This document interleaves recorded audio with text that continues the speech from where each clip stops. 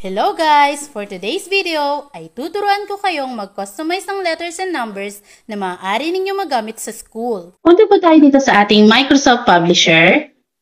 Para po dito natin i-edit ang ating mga i-customize na letters and numbers. Okay, punta po tayo dito sa Insert and then click Word Art. Pili lang po kayo dito kung anong gusto nyo pong word art style. For example, ito po. And then, i-type nyo lang po yung letters. And then, pili lang po kayo ng inyong font style na gagamitin. For today's video po ay ang gagamitin nating font style ay ang Copper Black. Okay, then click OK. So ito na po siya. Drag lang po natin dito sa gilid para po palakihin ang ating letters. Okay, so it's up to you na po kung anong size ang gusto ninyo para sa inyong customized letters and numbers. Okay, so how to customize? Punta po tayo dito sa Format and then Shape Fill. Click nyo lang po yan. Click lang po natin itong Picture and then Work Offline. And then, punta po kayo